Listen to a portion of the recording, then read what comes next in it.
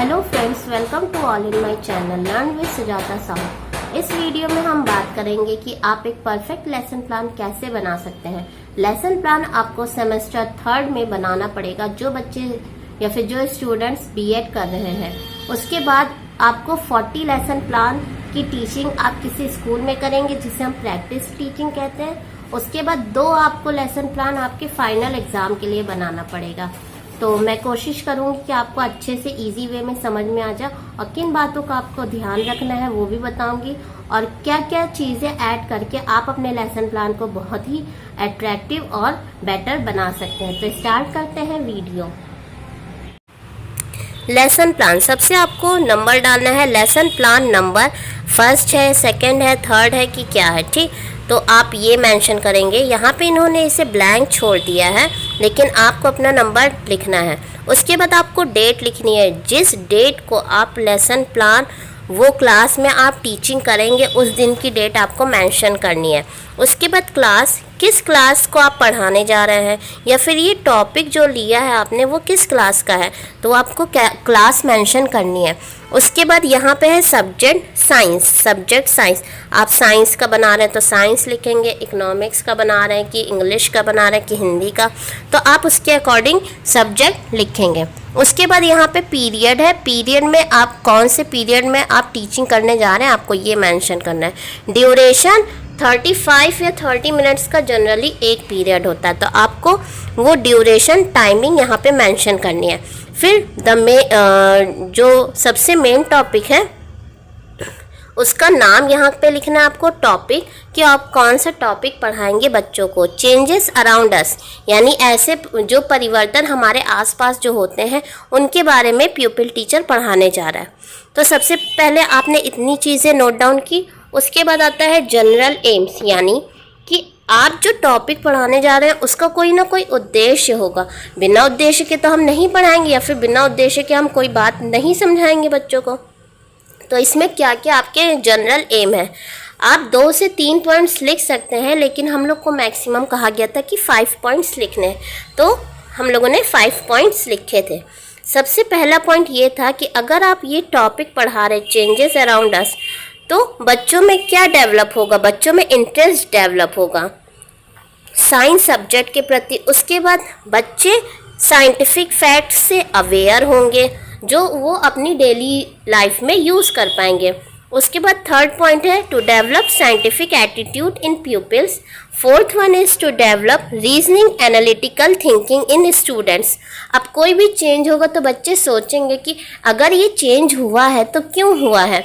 जैसे rusting of iron, एक example मैं लूँगी। जब लोहे में जंग लग जाता है तो हम ये तो देखते हैं कि उसमें जंग लगा है, लेकिन हमें उसके पीछे की प्रोसेस नहीं पता होती है। तो जब बच्चों के सामने आप ऐसे एग्जांपल्स लाएंगे तो बच्चे वो सोचने पे मजबूर हो जाएंगे कि ऐसा अगर प्रोसेस हुआ है तो क्यों हुआ, क्या वजह है उसके पीछे, ये सब। Fifth, to get better understanding of the world with the help of scientific knowledge. बच्चों को दुनिया में जो भी कुछ हो रहा है उसके बारे में भी पता चलेगा, प्लस इस टॉपिक से उनके अंदर साइंटिफिक नॉलेज का विकास होगा। देन आपके स्पेसिफिक ऑब्जेक्ट्स हैं, जैसे वो आपके जनरल एम्स थे। सेकंड आपकी हेडिंग होगी स्पेसिफिक ऑब्जेक्ट। अगर ये टॉपिक बच्चे पढ़ते हैं तो उनका जो ऑब्जेक्ट है वो पर्टिकुलर कौन सा ऑब्जेक्ट फुलफिल होगा, जैसे उनका नॉलेज लेवल बढ़ेगा, ठीक।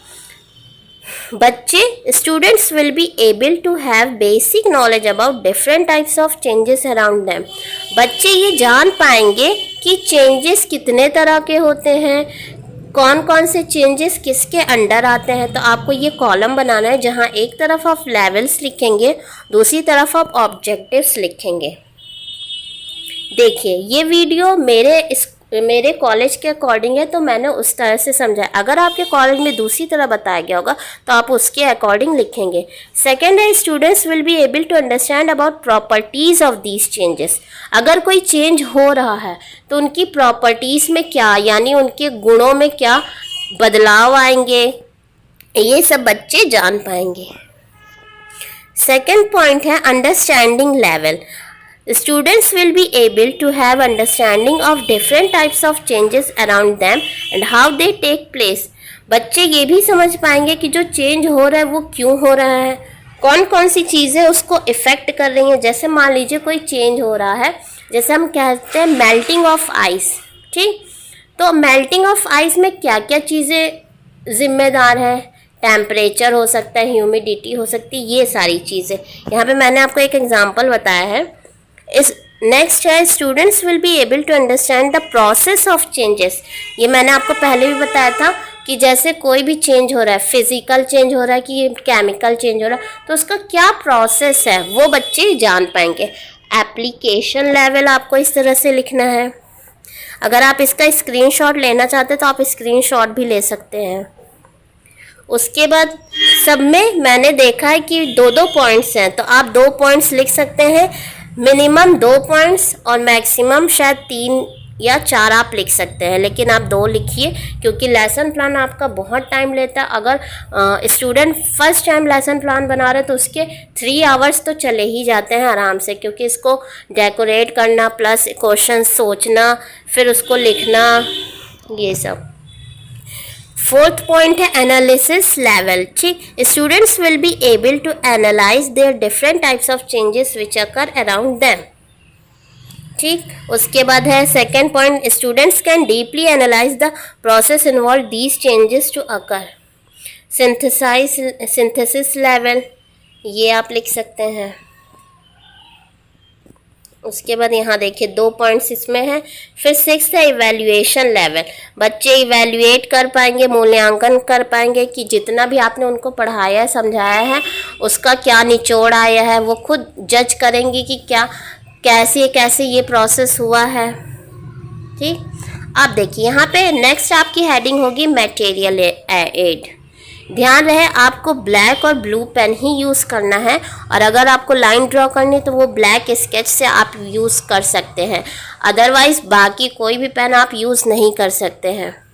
मटेरियल एड यानी यहाँ पर वो सारे मटेरियल्स आपको ऐड करने हैं, वो सारी चीज़ें लिखनी है जो आपने टीचिंग के दौरान यूज़ की है, जैसे chart, duster, chalk, white roll up board, black roll up board, marker, ruler, scale, pointer. तो जो आप यूज़ कर रहे हैं, अगर आपने कोई मॉडल यूज़ किया तो आप मॉडल भी लिखेंगे, अगर आपने कोई रियल ऑब्जेक्ट यूज़ किया तो आप रियल ऑब्जेक्ट भी लिखेंगे। देन आपकी नेक्स्ट हेडिंग होगी प्रीवियस नॉलेज। क्या बच्चों को ये टॉपिक पता था या फिर इस टॉपिक से रिलेटेड बच्चों को कुछ आइडिया है, बच्चे क्या जानते हैं चेंजेस के बारे में, क्या वो जानते हैं कि फिज़िकल चेंज, केमिकल चेंज क्या होता है, ये सारी बातें आपको यहाँ मेंशन करनी है। उसके बाद आता है आपका इंट्रोडक्शन। इसमें जो प्यूपिल टीचर होगा उसकी एक्टिविटी आपको इस साइड लिखनी है और स्टूडेंट रिस्पॉन्स इस साइड लिखना है। प्यूपिल टीचर एक्टिविटी में आप क्वेश्चन नंबर 1 लिखेंगे, जैसे इसमें आप मैक्सिमम 5 क्वेश्चंस लिख सकते हैं। 5th क्वेश्चन आपका प्रॉब्लमैटिक होना चाहिए और 1st, 2nd, 3rd और 4th क्वेश्चन ऐसे होने चाहिए कि उसका आंसर ये नहीं कि एक ही बच्चे को आए, उसका आंसर कॉमनली सारे बच्चों को पता होना चाहिए, और आपको ऐसा क्वेश्चन चूज़ करना है जिसका आंसर कॉमन होता है या फिर एक होता है।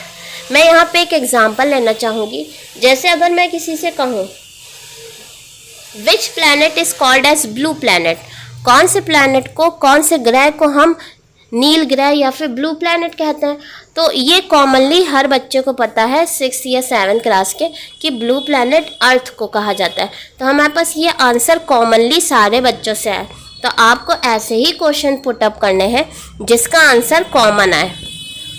आई होप आपको ये बात समझ में आई होगी। फर्स्ट इनका क्वेश्चन था what are the things you see in nature. बच्चों से पूछा गया कि आप अपने नेचर में क्या क्या चीज़ें देखते हैं, तो बच्चे बताएंगे कि नेचर में उनको पेड़ पौधे दिखते हैं, माउंटेन्स दिखते हैं, रिवर्स दिखती हैं, बर्ड्स दिखते हैं, एनिमल्स दिखते हैं, ये सारी चीज़ें बताएंगे वो। उसके बाद आपने पूछा what flows in the river, नदियों में क्या बहता है, तो बच्चे बताएंगे नदियों में पानी बहता है। देखिए इनका क्वेश्चन करने का जो वे है बहुत अच्छा है, इजी वे में इन्होंने क्वेश्चन पूछा। और आप देखिए जिग जैग मैनर में इनके क्वेश्चन आंसर चल रहे हैं। फर्स्ट क्वेश्चन का आंसर जब बच्चे ने दिया तो उसी से रिलेट होके हमने सेकंड क्वेश्चन बताया, फिर उसका आंसर जब मिलेगा तो उससे रिलेट करके हमको थर्ड क्वेश्चन बनाना है। अब बच्चों ने पीपल टीचर ने पूछा what happens to the water when we put in freezer. क्या होता है जब हम पानी को फ्रीज में रख देते हैं। तो बच्चों ने बताया कि जब हम पानी को फ्रिज में रख देते हैं तो वो थोड़ी देर बाद आइस फॉर्म में बदल जाती है, यानी बर्फ बन जाती है। फिर प्यूपिल टीचर ने पूछा what happens to the ice when we take out and keep it in open. Pupil teacher ने पूछा कि अगर फ्रिज से हम जब बर्फ निकालते और उसको बाहर रख दें तो क्या होगा। तो बच्चे बताएंगे कि वो थोड़ी देर के बाद मेल्ट होने लगती है। ठीक, ice convert to water when we take it out and keep in open. Now fifth question क्या था इनका, देखिए ध्यान रहे फिफ्थ क्वेश्चन आपका प्रॉब्लमैटिक होना चाहिए। What do we call this type of changes. अब प्यूपिल टीचर ने पूछा कि ये जो चेंज हुआ है वो कौन सा चेंज है। तो बच्चे बताएंगे बच्चे नहीं बता पाएंगे कि ये तो पता है उनको कि आइस से वाटर बना, वाटर से आइस फॉर्म में कन्वर्ट हुआ, लेकिन उनको उसके पीछे का प्रोसेस या फिर उस चेंज को नहीं बता पाएंगे। तो यहाँ से आप अपने टॉपिक को इंट्रोड्यूस करवाएंगे और बच्चों को बताएंगे कि आज हम बच्चों ये टॉपिक पढ़ेंगे और ये इस टॉपिक के बारे में डिस्कस करेंगे। Statement of aim. अब यहाँ पे आपका नेक्स्ट जो हेडिंग होगी वो स्टेटमेंट ऑफ एम होगा, यानी बच्चों को आप बताएंगे कि आप आज ये टॉपिक पढ़ेंगे और इसके प्रोसेस जो भी प्रोसेस होंगे उसके बारे में पढ़ेंगे, डिफरेंट टाइप्स ऑफ चेंजेस के बारे में पढ़ेंगे। तो ये आपको बच्चों को बताना है। उसके बाद देखिए ये जो मेंशन किया इन्होंने, इसे अपनी फाइल में आप जो पंचेस लगाएंगे वो बोथ साइड लाइन होना चाहिए और ये लेफ्ट हैंड साइड लिखा जाएगा। ये पहला कॉलम है टीचिंग पॉइंट का, सेकंड कॉलम है प्यूपिल टीचर्स एक्टिविटी और थर्ड कॉलम है स्टूडेंट्स रिस्पांस का। ठीक, टीचिंग पॉइंट में हम वो पॉइंट रखते हैं या फिर लिखते हैं जिसे प्यूपिल टीचर को पढ़ाना है या फिर बताना है। उसके बाद प्यूपिल टीचर की एक्टिविटी क्या है, उसने क्वेश्चन अगर पुट अप किए हैं तो क्वेश्चंस लिखे जाएंगे, फिर स्टूडेंट का क्या रिस्पांस रहा है वो हम यहाँ स्टूडेंट्स रिस्पांस के कॉलम में लिखेंगे। अब देखिए प्यूपिल टीचर एक्टिविटी में क्या है, डेवलपमेंट्री क्वेश्चंस। आपने ये बता दिया कि आप आज ये पढ़ेंगे, ये टॉपिक पढ़ेंगे। उसके बाद आप बच्चों से फिर से 2 क्वेश्चंस करेंगे। यहाँ पे इन्होंने जैसे किया है, फर्स्ट क्वेश्चन है what happens to the balloon when we blow air in it and when we release air from it. बच्चे इसका आंसर देंगे when we blow air in the balloon it expands and when we release air it shrinks. बच्चों से प्यूपिल teacher ने पूछा कि अगर हम बलून, जैसे आप बलून लेंगे उसको आप फुलाएंगे, जब एयर उसके अंदर पास करेंगे तब क्या होगा, और आप बलून की एयर रिलीज कर देंगे, बाहर निकाल देंगे तब क्या होगा। तो बच्चों ने उसका आंसर दिया कि जब हम एयर उसमें पास करते हैं तो बलून एक्सपैंड हो जाता है, फूल जाता है, बट हम उसी एयर को रिलीज़ कर देते हैं, निकाल देते हैं तो बलून श्रिंक्स हो जाता है, यानी सिकुड़ जाता है। ये एक्टिविटी आप घर पे भी करके देख सकते हैं। देखिए आपकी टीचिंग तभी सक्सेसफुल होगी जब बच्चे उसको इंटरेस्टिंगली पढ़ेंगे, समझेंगे और इसको एंजॉय करेंगे। अगर आप बच्चों को डरा धमका के या फिर मतलब मेरे कहने का मतलब ये है कि बच्चों को बोरिंग नहीं लगना चाहिए, आपका टॉपिक बच्चों को इंटरेस्ट आना चाहिए। तो ये एक्टिविटी आप करा भी सकते हैं, बच्चे इसको एंजॉय भी करेंगे और चीज़ों को अच्छी तरह से समझेंगे भी।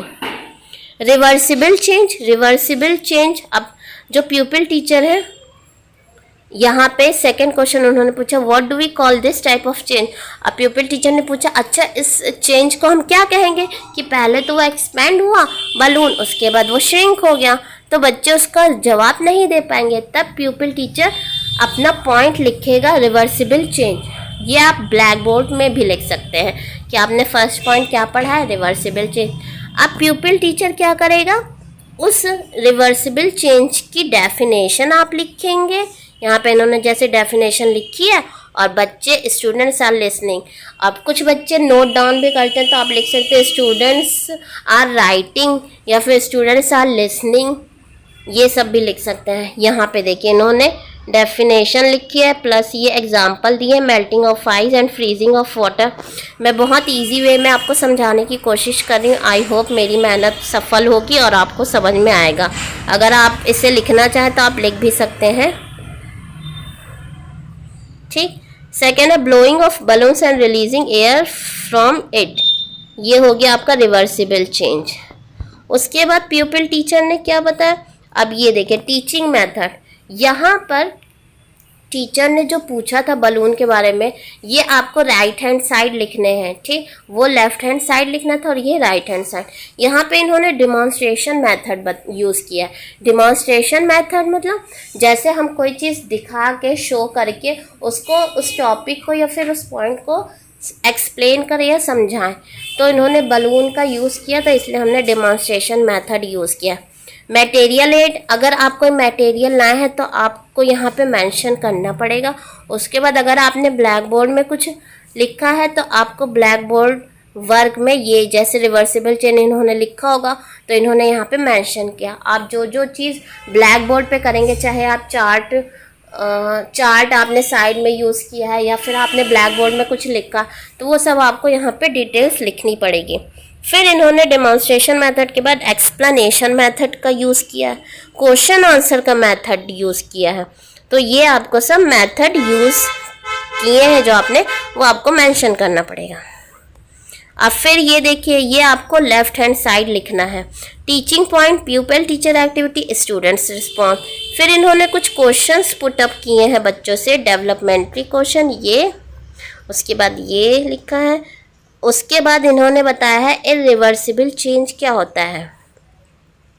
इरिवर्सिबल चेंज की डेफिनेशन दी है इन्होंने प्रॉपर। उसके बाद इन्होंने बताया है कि इरिवर्सिबल चेंज कभी रिवर्स नहीं हो सकता है और ये परमानेंट होते हैं। जैसे अब मैं आपको यहाँ पे एक्सप्लेन कर देती हूँ। देखिए, पहला पॉइंट था रिवर्सिबल चेंज, यानी अगर कोई चेंज हो रहा है तो हम उसे वहीं, अगर वो प्रोसेस दोबारा वो करे तो वो प्रीवियस वाली स्टेज में चला जाएगा। जैसे अगर पानी है, अगर मैं फ्रिज में रखूँ तो वो आइस फॉर्म में हो जाएगी और मैं बाहर निकालूँ तो वो फिर से पानी हो जाएगी। लेकिन अगर मैं फिर से उस पानी को फ्रिज में रखती हूँ तो वो फिर से आइस फॉर्म में हो जाएगी। यानी वो रिवर्सिबल चेंज है, वो चेंज हो सकती है। लेकिन इरिवर्सिबल चेंज कभी भी, वो रिवर्सिबल चेंज क्या है, टेम्परेरी, जबकि इरिवर्सिबल चेंज क्या है, परमानेंट। ये कभी बदलती नहीं है। अगर आपने एक बार किसी पेपर को जलाया, एग्जांपल है एक पेपर को आपने जलाया, तो क्या आप दोबारा से वो पेपर उसी फॉर्म में आ सकता है? नहीं, क्योंकि ये परमानेंट हो गया है, परमानेंट चेंज है और इरिवर्सिबल चेंज है। जैसे रस्टिंग ऑफ आयरन है इसका example, plus burning of paper है, बर्निंग ऑफ कोल है, ये सारे एग्जांपल्स है इसके। Making roti from a bowl of dough, cutting paper into pieces. Cutting की जगह बर्निंग होना चाहिए आई थिंक। उसके बाद teaching method, material aid, students response. यहाँ पे अगर आपने क्वेश्चन आंसर मेथड यूज़ किया तो आप ये भी लिख सकते हो। एक्सप्लेनेशन मेथड यूज़ किया तो वो लिख सकते हैं। इन्होंने ब्लैक बोर्ड राइटिंग में ये लिखा था तो इन्होंने ये यहाँ पे नोट डाउन किया है। उसके बाद है फिर से ये आपको लेफ्ट हैंड साइड लिखना है, डेवलपमेंट्री क्वेश्चन। आपको जितने पॉइंट्स पढ़ाने हैं, अगर आप 2 पॉइंट पढ़ा रहे हैं तो उसके अकॉर्डिंग लिखेंगे, 3 पॉइंट पढ़ा रहे हैं टीचिंग पॉइंट तो उसके अकॉर्डिंग लिखेंगे। उसके बाद यहाँ बताया गया केमिकल चेंजेस, इसमें भी इन्होंने 2 क्वेश्चन पूछा है।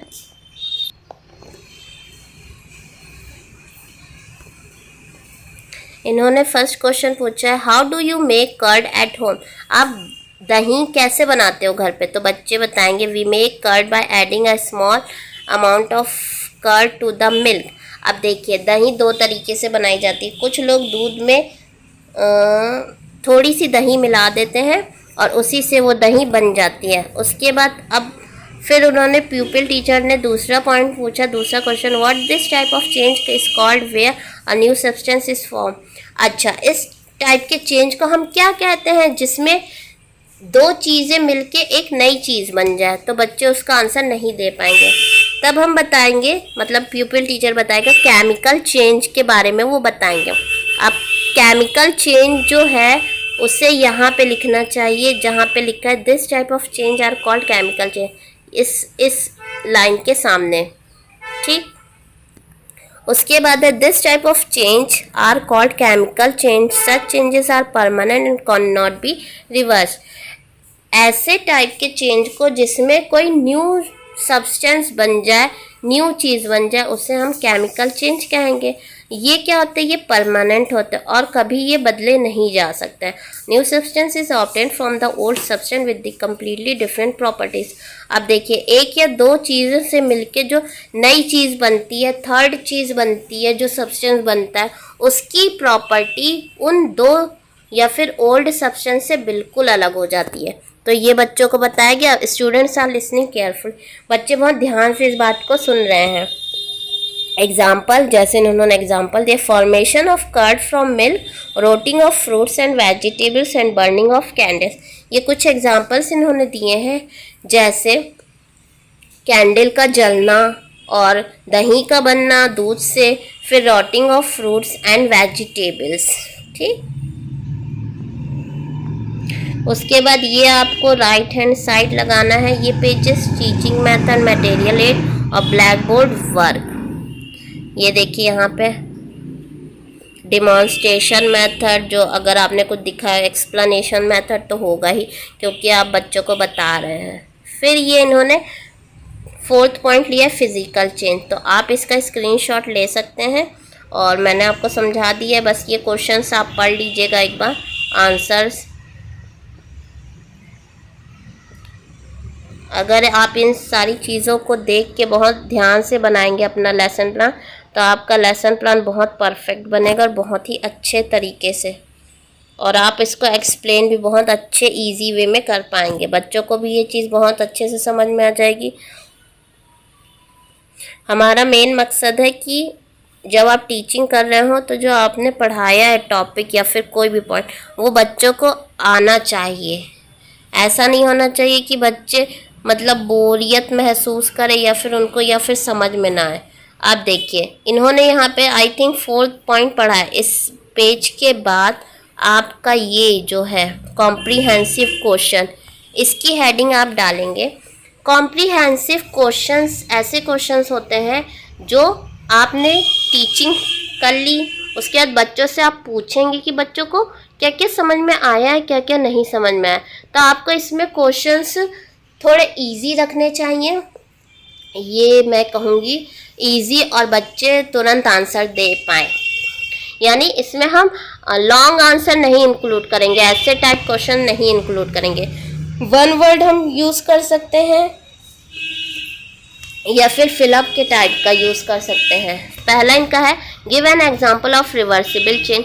अगर बच्चों ने अच्छे से समझा है उस टॉपिक को तो बच्चे एग्जाम्पल दे पाएंगे। उसके बाद इनका दूसरा क्वेश्चन है व्हाट आर इरिवर्सिबल चेंज।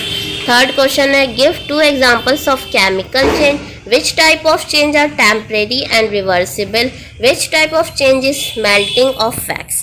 तो इनके क्वेश्चंस करने का तरीका और क्वेश्चंस बहुत ही अच्छे हैं। ब्लैक बोर्ड समरी, यहाँ पे आपको हेडिंग यहाँ पे मेंशन करनी है और आपको यहाँ पे ब्लैक कलर का चार्ट लगाना है जो इन्होंने नहीं लगाया है। ब्लैक कलर के चार्ट में आपको इस सिल्वर पेन जो यूज़ करेंगे आप उससे लिखना है, क्योंकि ब्लैक में सिल्वर ही दिखाई देगा। उसमें जो जो आपने ब्लैक बोर्ड वर्क किया उसको आपको यहाँ पे मेंशन करना है, ठीक। इसीलिए इन्होंने ब्लैंक छोड़ा है। आई थिंक इन्होंने बाद में उसका यूज़ किया होगा। रिकैपिटुलेटरी क्वेश्चंस, इसमें भी आप क्वेश्चंस पूछेंगे बच्चों से। ये जो है रिकैपिटुलेटरी क्वेश्चंस जो है वो आप चार्ट में जो आप ब्लैक रोलर बोर्ड का यूज़ करेंगे उसमें आपको लिख के ले जाना है, या फिर वाइट जो बोर्ड आप यूज़ करेंगे उसमें आपको लिख के ले जाना है। जैसे रोलर बोर्ड आपने देखा होगा बीएड के स्टूडेंट यूज़ करते हैं, तो वन साइड आप वो जो पहले था कॉम्प्रिहेंसिव क्वेश्चन और एक तरफ आप ये लिख लीजिएगा, बस उसको टर्न कर दीजिएगा। उसके जब आपने ये सारे क्वेश्चन बच्चों से पूछ लिए हैं तब आप उनको होमवर्क देंगे। होमवर्क में आपको ऐसे टॉपिक्स या फिर ऐसे पॉइंट लेने हैं जो बच्चे आसानी से लिख पाए, समझ पाए और उनको ज़्यादा लेंदी ना हो, मैं ये कहना चाहूँगी। जैसे आप इसमें एग्जांपल पूछ सकते हैं या फिर कोई डेफिनेशन पूछ सकते हैं। इन्होंने यहाँ पे डेफिनेशन दी है, what is expansion, evaporation, condensation, melting. तो ये होमवर्क आप देंगे, इसी के साथ आपकी टीचिंग जो 35 मिनट्स की है वो कंप्लीट हो जाएगी और आपका ये लेसन प्लान इसी के साथ कंप्लीट होता है। आई होप आपको ये समझ में आया होगा। Thanks for watching my channel.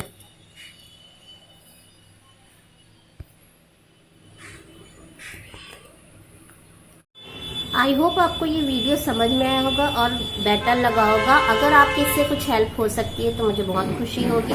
और जो स्टूडेंट जिनका पेपर है या फिर जो लेसन प्लान बना रहे हैं उनकी काफ़ी हद तक इससे मदद मिल जाएगी। ये लेसन प्लान साइंस का था तो आप इसको साइंस में इंक्लूड कर सकते हैं। Thank you for watching my channel. और प्लीज़ अगर वीडियो सही लगे, अच्छी लगे, आपकी कोई मदद हो पाए तो प्लीज़ मेरे चैनल को सब्सक्राइब कीजिए। Thank you.